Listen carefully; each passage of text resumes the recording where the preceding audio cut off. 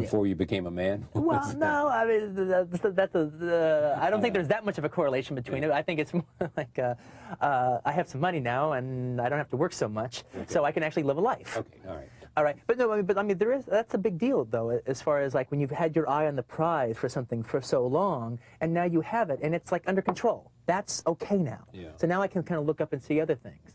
Having said that, I've actually been giving Mira like a really wonderful film education, and you know what? It's educational for me too, because I'm seeing a lot of stuff, like really old stuff, new through her eyes. I was never like the gigantic Frank Capra fan. Right. I've liked Frank Capra, but I've never like just thought he was the beginning and end, like some people have. Well, I knew Mira would love Frank Capra, okay? And so I started showing her some of his films, and damn if I didn't like get really sucked into his technique and his world and his, his comedy and his modesty, I don't know, just everything. I rediscovered him kind of through her eyes. So the question she asks infuses and informs how you might approach this. Back to this. When you put that there, you said this is the goal. What was that for you? What is it that enabled you? What have you achieved? And what is that so that you can look up and see other things? Well, this was a life in film, all right? And I didn't have an education. There was like nothing. I didn't have a film school education. I didn't have any money, and I didn't have any connections. And I was like the epitome. It's really funny. I was looking at like some interviews I did at the time of Reservoir Dogs, and it's like, man, I can actually see why I got kind of famous from those interviews, because I was about as much of an outsider as a person could possibly be. All right, and so it was like, in order to not fall back, I needed to just focus in on what it was that I wanted for my life and my art form. And the easiest thing to do in this business, all right, in any kind of, I'm sure it's the same thing in journalism, it's easy to settle, you want this, but you settle for this. Because this is not this. This is not what you dreamed of, but it's damn close to it. Your life is still involved in it, and it's okay. Yeah. The other thing about it is once you get this, which is partly knowing you can do it, knowing that you, and that's partly of its self-realization thing. You then can know how to push it towards whatever that dream is. You know that you've got sort of a gravitas, a sort of a body of things that will push you on the journey. But what's weird about directing is there's no other art form that has this kind of situation. You can think all you want, and you can work great with actors, or you can like dream up great shots in your head that no one else has ever come up with, or you can do anything like that. But until you've actually done it, done a movie, which means money, which means film going through camera, which means working with actors and working with a crew and running it all. All right, you don't know if you've got what it takes to do the job. You got to convince somebody to put a whole lot of people behind you and a whole lot of money to just see if you can do it.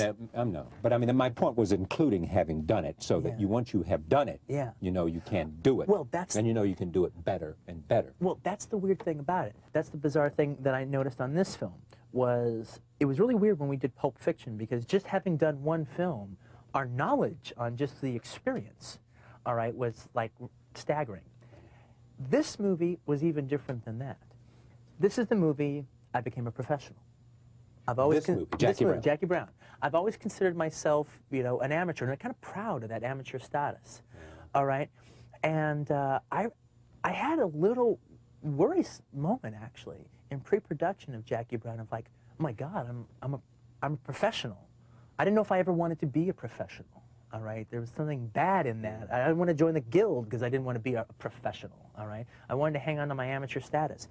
And right at that moment, I read Peter Bogdanovich's book, that book he wrote, his interviews with the other directors, old directors. That was about 3 years ago. Yeah, no, that was very shortly. Okay. It was just the one he just did recently. Oh, but the devil, something like that. No, Who the Devil Made It. Who the Devil Made It, right. And I got together with him. I just felt compelled to get together with him after reading the book, because here's all these old pros, and he actually knew them, And so I got together with him. Great conversation. I read it. And I'm talking to him, and I was kind of telling him my feelings, And he goes, oh, you know, Quentin, that's kind of how it is. You know, you're just going to have to, you know, get over that, because the truth of the matter is, after you've directed 2 movies, you kind of know how to do it. It's kind of easy.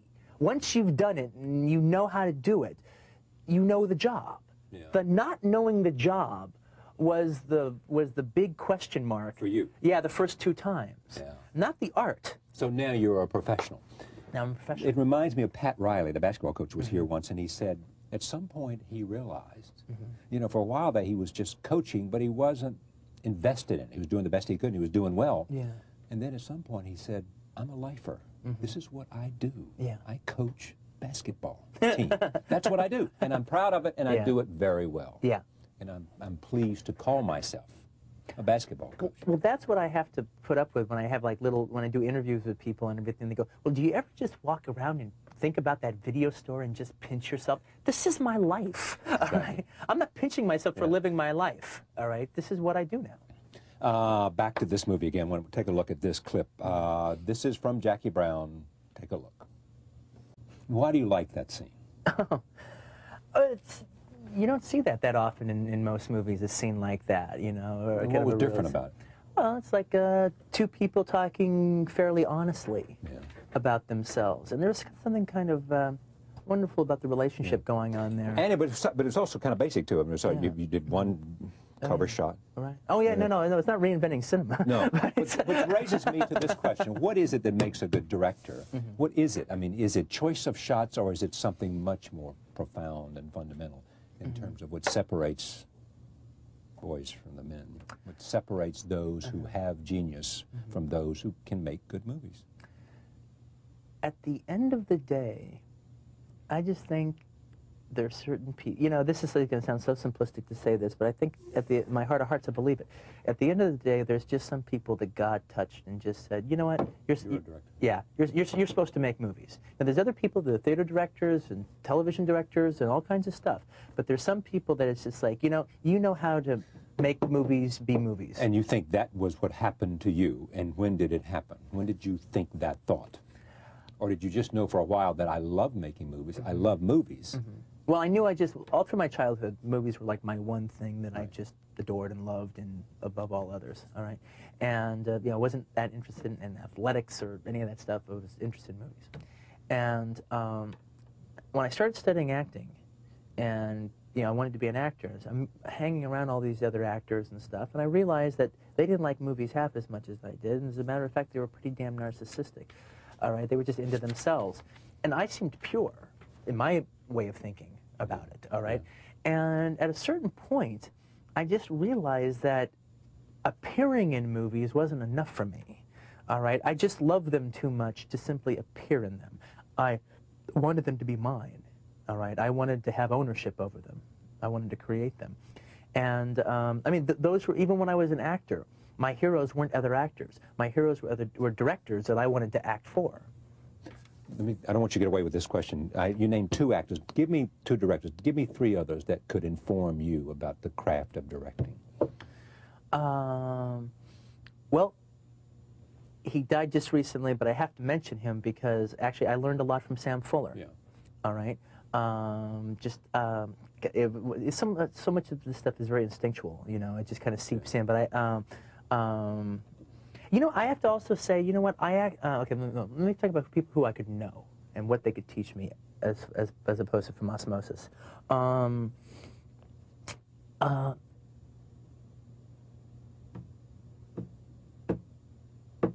Living directors. You know, I actually think off the top of my head, those are the 2 that by knowing them.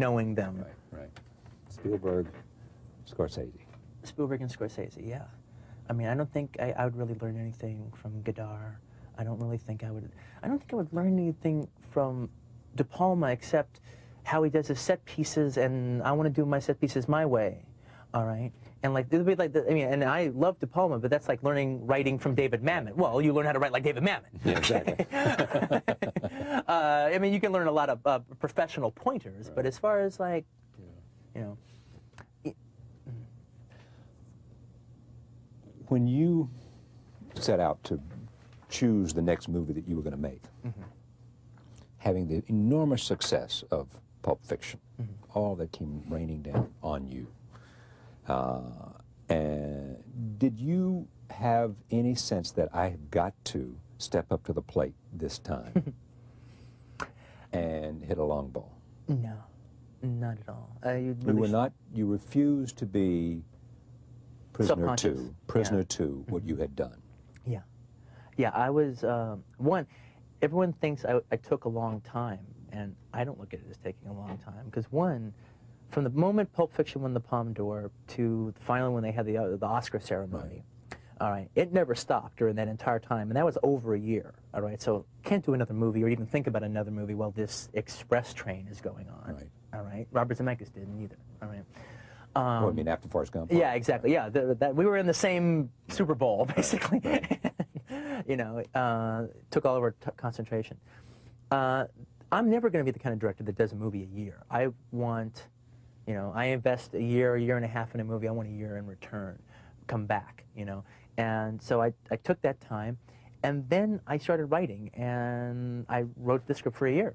It took me a year to write it. All right, people are saying, "What's he doing?" I'm writing. I'm doing what I do. All right, I don't. It would be a different situation if I was Richard Donner or somebody like that. And I was like looking through scripts, trying to find something I would like. Where I would be, and I talked with Paul Thomas Anderson about this. Where I would feel, made Boogie Nights. Who made the movie Boogie Nights, and he's kind of facing that now. And if I wasn't a writer, I could imagine it would be very easy to be self-conscious. All right, you know, if I had made Seven, if I was David Fincher and I made the movie Seven, I could imagine I would be very precious about what I would do next.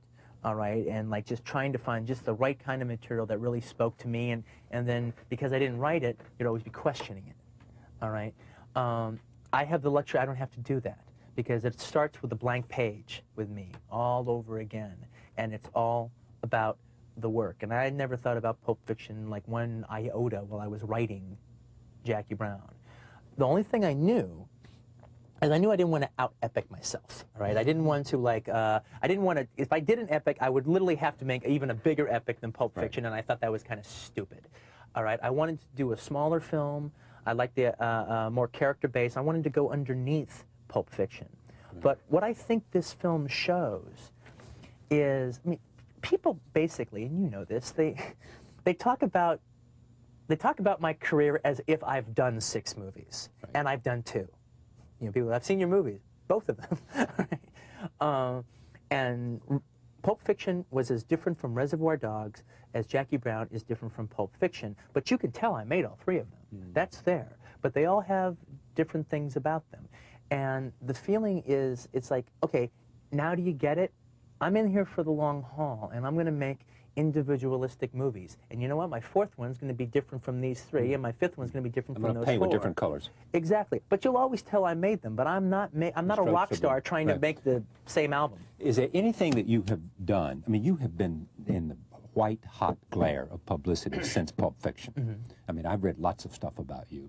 When you look at all that, do you just say, hey, I had a great time, I've lived a good time, I've been serious about my work, I've experimented with things, some did well, some didn't do so well, but when I look at how I've spent my time since I made Pulp Fiction and became such a cult favorite and did well at the box office in addition, hey, I got no complaints. Oh, not at all. Oh, it's all been wonderful. I mean, it's like, you know, so some movie magazine taking a swipe at me, that's not going to care. Who cares?